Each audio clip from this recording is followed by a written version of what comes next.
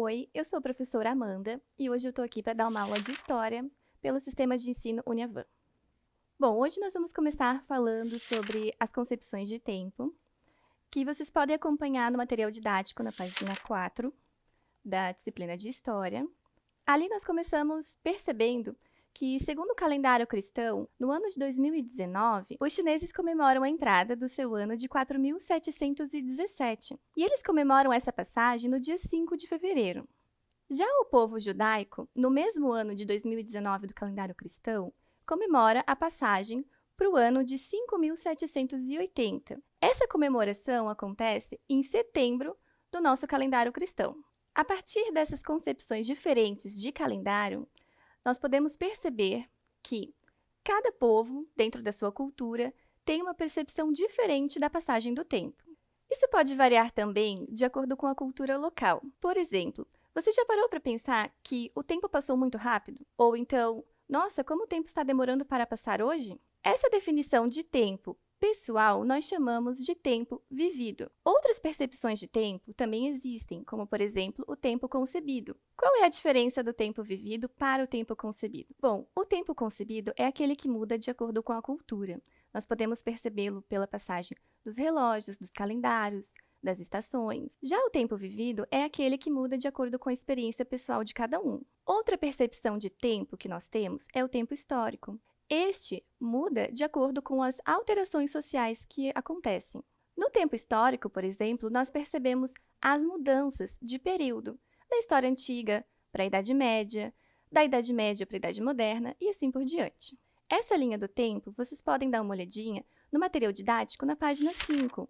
Ele mostra perfeitamente como ocorre essa passagem de um período para o outro. Bom, agora que nós já entendemos quais são as formas de perceber a passagem do tempo, vamos falar dos documentos históricos. Na página 7, vocês podem perceber que inicia o nosso conteúdo sobre história e documento. O que você sabe sobre documentos como fontes históricas? Ali na página 7 tem uma atividade. Leia as questões e observe as imagens para entender um pouquinho melhor como funciona a utilização dos documentos como fontes históricas. Os documentos são parte importante do trabalho do historiador. Além dos documentos escritos, nós vamos ter outros tipos de fontes históricas. Geralmente, classificamos elas em fontes históricas materiais, que são os documentos escritos, as esculturas, e fontes históricas imateriais, que são aqueles contos, lendas, músicas, tudo que não for palpável. A partir do trabalho com os documentos como fontes históricas, nós podemos aprender um pouco mais sobre as sociedades, sua cultura, seu modo de vida. A partir dos vestígios deixados por cada sociedade, nós podemos compreender também de onde surgiu o ser humano. Você sabe de onde nós viemos? Existem muitas teorias sobre o surgimento da espécie humana. Algumas delas estão listadas no nosso material didático. Vamos ver o que elas dizem? Na página 14 do nosso material didático, nós podemos observar como funciona a cosmogonia iorubá. O que é cosmogonia? Bom, ali na página 14 mesmo, o nosso material nos explica que cosmogonia são as teorias sobre o surgimento do ser humano. Então, a cosmogonia iorubá trata sobre a cultura dos povos iorubá, oriundos lá da África. Esta teoria é tratada hoje como mitologia. Ela explica de que forma, dentro da crença iorubá, a sua divindade, chamada Oxalá, deu origem ao ser humano. Você conhece outra teoria? Bom, provavelmente você deve conhecer a teoria judaico-cristã, que é a mais difundida no Brasil. A teoria judaico-cristã trabalha com a ideia de que Deus criou o ser humano. Bom, a cosmogonia judaico-cristã ela é bem parecida com a cosmogonia iorubá, você não acha? Ambas trabalham com a ideia de divindades, dando origem ao primeiro ser humano na Terra. Além das teorias religiosas, nós temos as teorias científicas sobre o surgimento do ser humano. Normalmente, arqueólogos, paleontólogos e biólogos trabalham juntos nessas teorias. Uma das descobertas feitas sobre a origem do ser humano foi o fóssil mais antigo já encontrado. Ali na página 17, nós podemos ver que esse fóssil foi batizado de Lucy, e estima-se que esse fóssil tenha vivido há cerca de 3 milhões de anos, lá na Etiópia. Ele pertencia ao grupo Australopithecus. Esse grupo de hominídeos já andava de forma bípede, ou seja, não utilizava as mãos para se apoiar. Sendo assim, eles já tinham a capacidade de manipular objetos encontrados na própria natureza.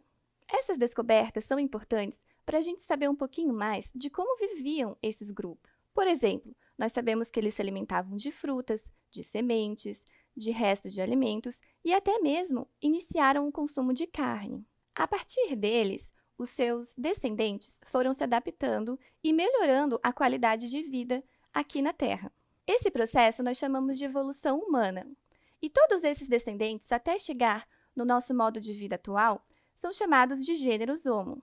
A cada adaptação bem-sucedida dos gêneros Homo, nós damos um nome diferente, porque cada um deles vivia de uma maneira diferente e contribuiu para a nossa evolução. Bom, se os primeiros gêneros Homo, os primeiros hominídeos, surgiram lá na Etiópia, lá na África, como que eles vieram parar aqui na América? Você tem alguma ideia? Lá na página 20, nós temos alguns textos que nos informam teorias de como esses hominídeos poderiam ter vindo parar na América. Vamos dar uma olhadinha? Vamos observar o texto 1.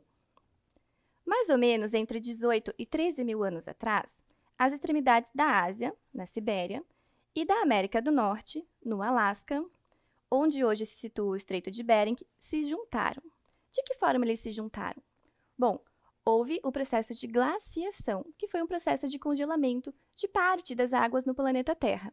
Isso fez com que essas duas extremidades se ligassem por uma passagem que nós chamamos de Estreito de Bering.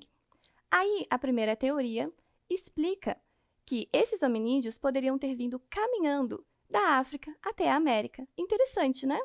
Além dessa teoria do Estreito de Bering, o nosso material didático nos apresenta outros dois textos, refletindo sobre as descobertas encontradas por historiadores, paleontólogos, arqueólogos.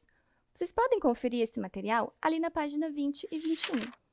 Bom, pessoal, esse foi o nosso conteúdo até o momento. Até a próxima aula!